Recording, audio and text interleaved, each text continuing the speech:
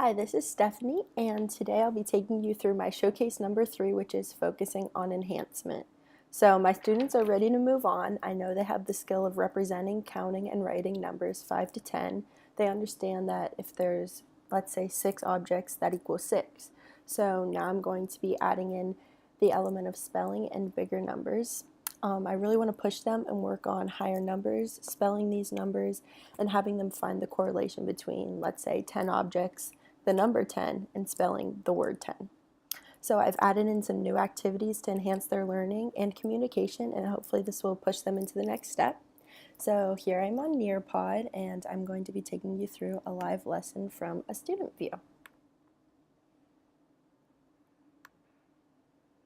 So I'm going to switch to student view so that we can look at it from the student's perspective, and I can show you exactly how they will do each activity.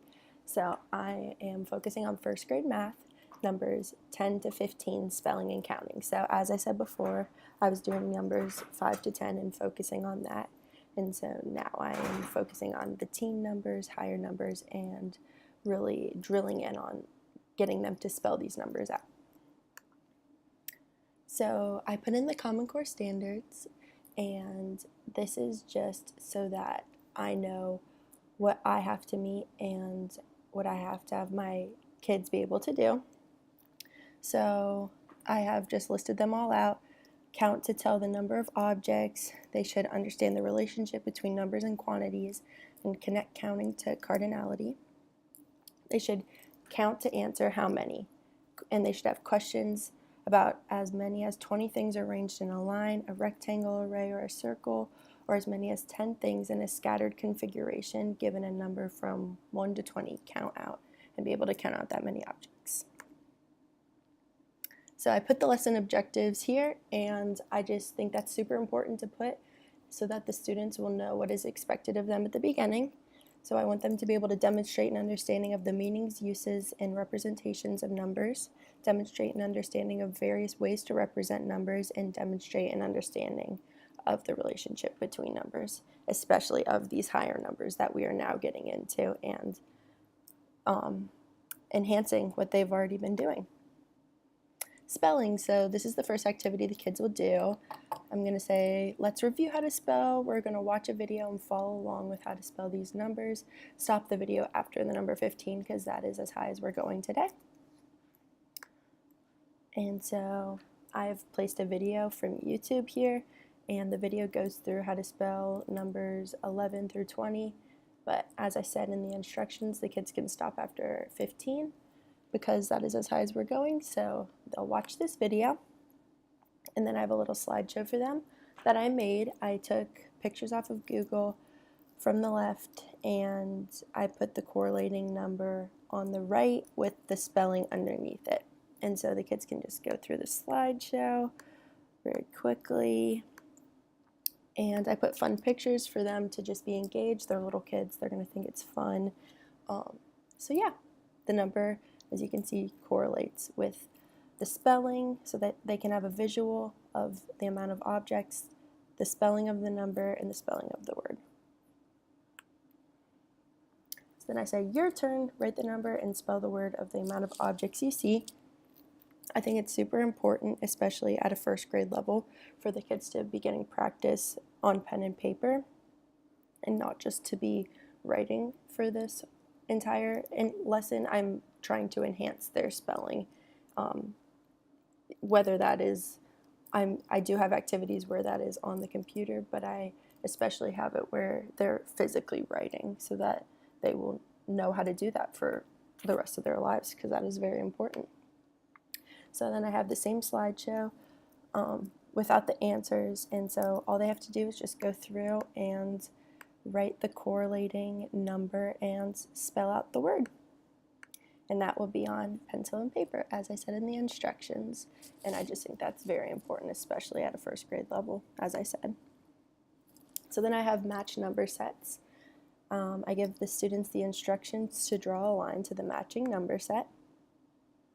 And then all they have to do is just use a little marker tool, and I think that this is super fun.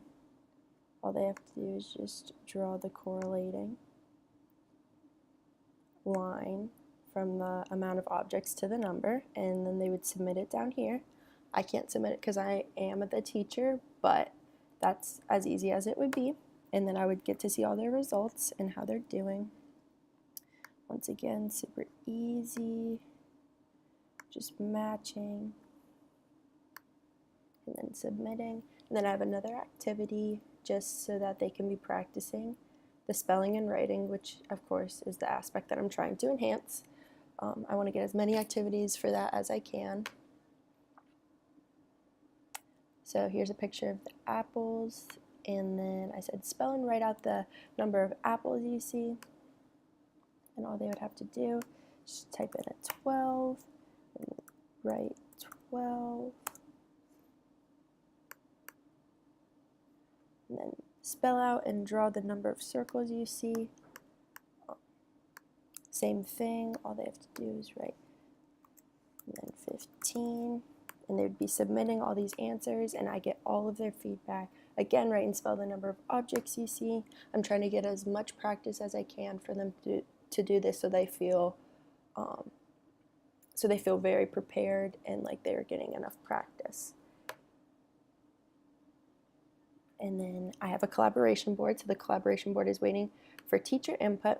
So I'm going to switch back into teacher view so I can allow the students to post on the board, and then go back into the student view. And I just think that this is a tool that I added, and I think that it's super helpful for students, a collaboration board, because they get to collaborate with their peers and with the teacher, which I just think is super important.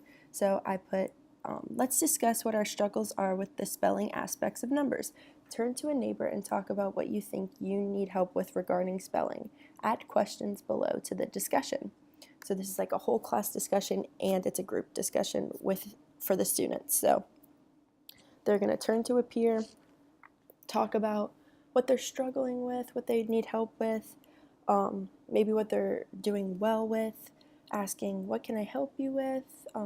Just talking things through, which I think is super helpful for students, especially if you're a student who's a little more advanced and you know what you're doing. This is very helpful for them to be interacting with their peers and helping them out. That will help them grow, and the students who are struggling, that will help them gain knowledge of the understanding of what everyone's talking about. And it's super important for students to help students and to have that teamwork. So let's say I'm a student. I can say, I need help with numbers in the teens. And then you can post it, and then it's pending approval from me as the teacher, and I can see all of their discussion questions, what they're struggling with, specific areas maybe that they're all struggling with, and then I can know, okay, yes, I need to focus on this in my next lesson, or maybe they're all doing well, so I know it's time to move on to the next step after this. So this is super helpful. Gets a good class discussion, and it gets kids collaborating with each other, with their neighbors, and helping each other out. So then I have a quiz at the end just to test what they know. It's a super easy multiple choice quiz, and they just submit all of their answers.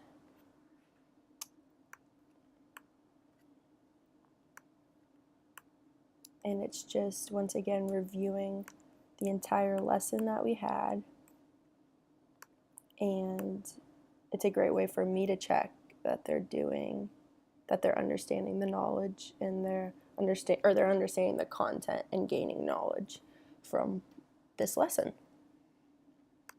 So then I have pictures to go with the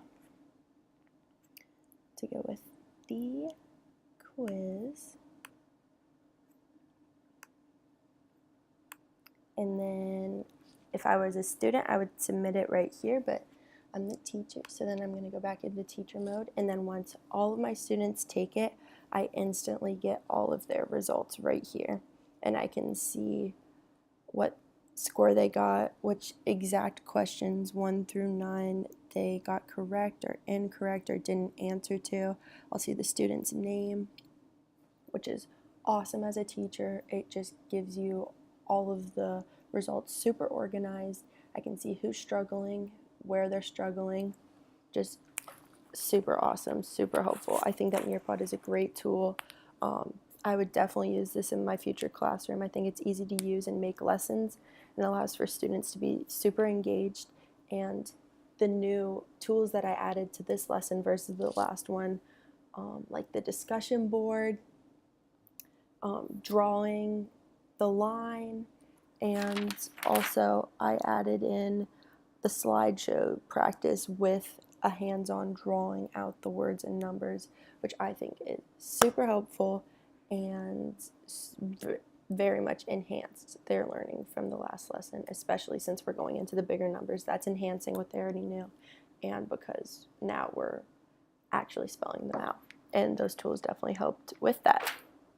So yeah, Nearpod keeps track of their progress, allows for great class discussion, and I definitely would want to use that in my future classroom.